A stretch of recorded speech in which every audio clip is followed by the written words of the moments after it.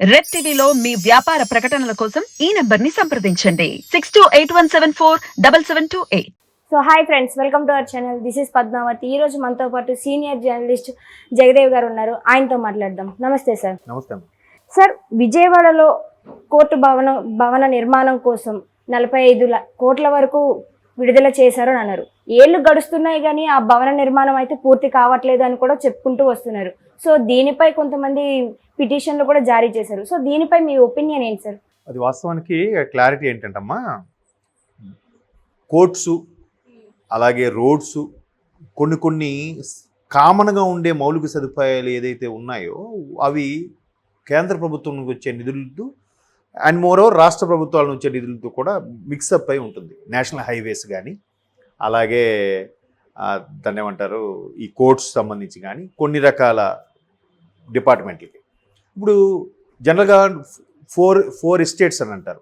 అంటే 4 ఉన్నతమైన వర్గాలు ఏంటంటే, అంటే సమాజాన్ని నడిపించేది కానీ దేశ భవిష్యత్తుని, చట్టాన్ని, రాజ్యాంగాన్ని నడిపించేవి 4 అన్నట్టుగా. అంటే ఎట్లా అంటే, ఫస్ట్ జ్యుడిషియరీ అంటే కోర్ట్స్, రెండవది లెజిస్లేటివ్ అంటే పరిపాలనా విభాగం, మన అసెంబ్లీది కానీ పార్లమెంట్కి సంబంధించి అది, మూడవది లా అండ్ ఆర్డర్ సంబంధించి, నాలుగవది మీడియా.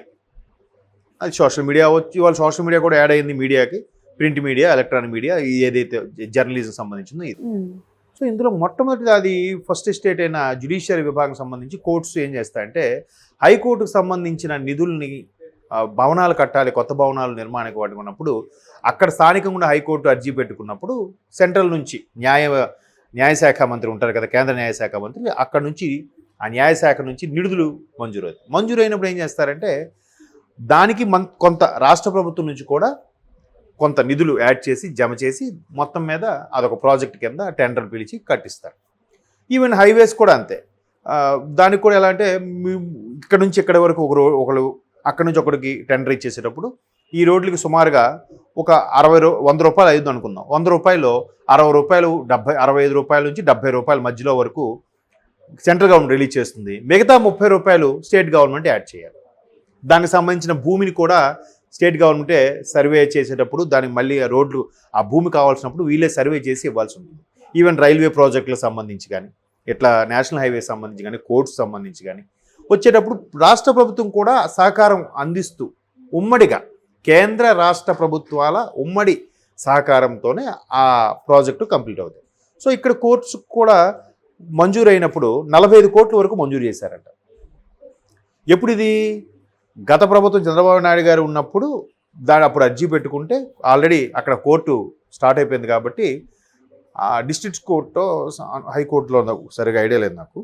మొత్తానికి విజయవాడ అది అమరావతి సరౌండింగ్స్లోనే అట్లా జరిగినప్పుడు ఆ 45 కోట్లకి వీళ్ళు ఒక 30 కోట్లు జమ చేసి దాన్ని ముందు బడ్జెట్గా చూపించి దాని ద్వారా టెండర్లు పిలిచి అక్కడ కట్టడం జరుగుతుంది కదా. బట్ రాష్ట్ర ప్రభుత్వాలు ఏం చేశారట, 45 కోట్లు కూడా తినేశారంట. ఒక్క పని కూడా చేయకుండా, ఏ ప్రాజెక్టు టెండర్లు పిలవకుండా ఆ 45 కోట్లు కూడా స్వాహా అయిపోయాయి. ఇప్పుడు ఏమిటంటే దాని మీద ఎవరో ఏంటి భవనాలు ఎలాగ ఉన్నాయనంటే, ఇప్పుడు జడ్జి గారు కూర్చున్న ప్లేస్కి కూడా ఇది మీది కాదు లేచి వెళ్ళిపోండి అని ఎవడన్నా వచ్చి అడిగాడు అనుకోండి, ఏంటి పరిస్థితి? ఒకసారి ఆలోచించండి. అది జస్ట్ సినిమాటిక్గా ఆలోచిస్తే ఏంటి దారుణం అనిపించదు? సో కోర్టులు భవనాలు సరిపోవట్లేదు. ఇప్పుడు ఒక్కొక్కసారి ఎలా ఉంటుందంటే, మీరు ఎప్పుడైనా నాంపల్లి కోర్టుకు వెళ్తే పెద్ద బిల్డింగ్ ఉంటుంది. ఒక్కొక్క ఫ్లోర్లో దగ్గర ఒక 7-8 మంది మేజిస్ట్రేట్లు ఉంటారు. మేజిస్ట్రేట్ 1, మేజిస్ట్రేట్ 16, మేజిస్ట్రేట్ అట్లా ఫస్ట్ క్లాస్ మేజిస్ట్రేట్లు ఉంటారు అక్కడ. ఆ మేజిస్ట్రేట్ అంటే న్యాయమూర్తులు. సో ఒక్కొక్కరికి ఒక్కొక్క మన ఆఫీస్ అంత ప్రాంగణంలాగా ఒక్కొక్క ఛాంబర్ లాగా పెట్టి జడ్జి గారు ఆ ముందు కూర్చున్న లాయర్లు, లేదంటే ఎవరైతే విక్టిమ్స్ ఉన్నారో వాళ్ళు ఒకవైపు, ఎవరైతే అక్యూజ్డ్ ఉన్నారో వాళ్ళు ఒకవైపు నిలబడి మాట్లాడుకునేలాగా 1 by 1 ఉంటుంది. గందరగోళంగా ఉంటుంటుంది.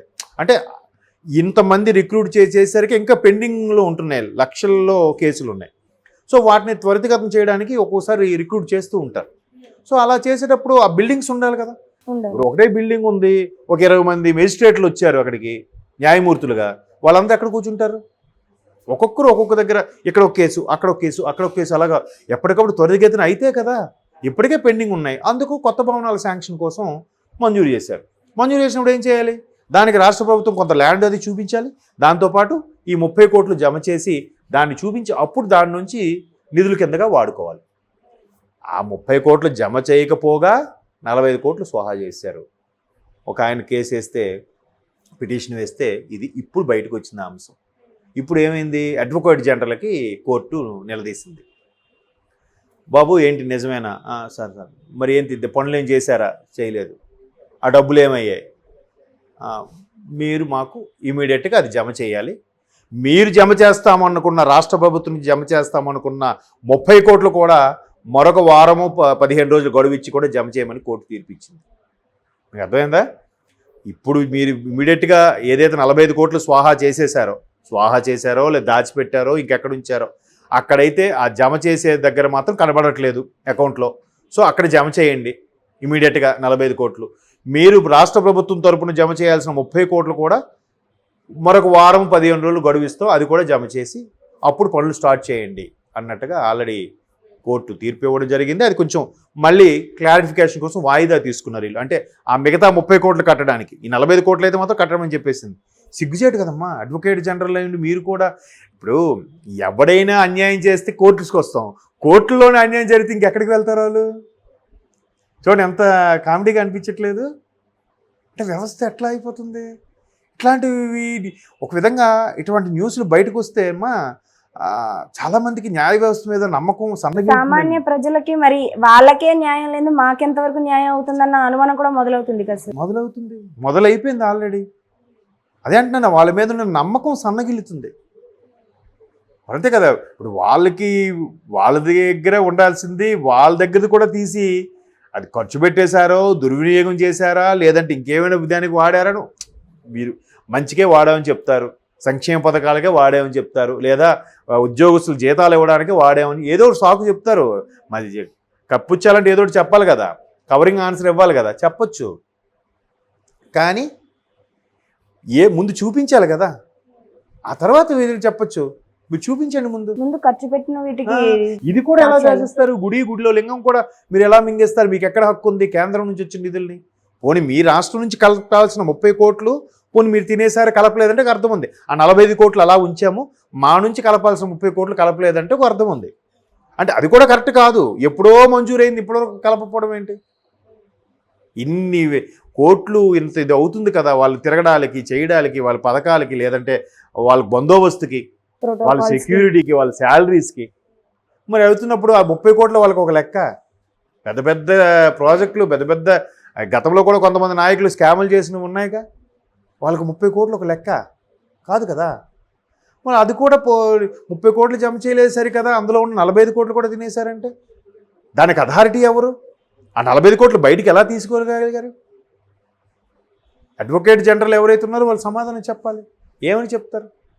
కోర్టు ముట్టికాయలు పెట్టినా, అక్షంతలు వేసినా పట్టించుకోవట్లేదు.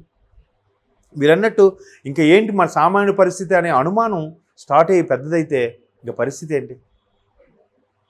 కాబట్టి ఇంకా ఇలా చెప్పుకుంటూ పోతే ప్రభుత్వ ఆస్తులను తాకట్లు పెడుతున్నారు, ఎక్కడికక్కడ అన్నీ అవకతవకలు జరుగుతున్నాయి. అసలు ఇక్కడ తెలంగాణ ప్రభుత్వంలోనే రోజుకొక అంశం తెర మీదకి వస్తుంది గత ప్రభుత్వంలో జరిగినవి. మరి ఇంకా రేపు పొద్దున ఆంధ్రాలో టీడీపీ జనసేన ప్రభుత్వం వస్తే ఇంకెన్ని విషయాలు బయటకు వస్తాయో let's wait and see. Thank you sir. So చూసారు కదా, థ్యాంక్ యూ ఫర్ వాచింగ్.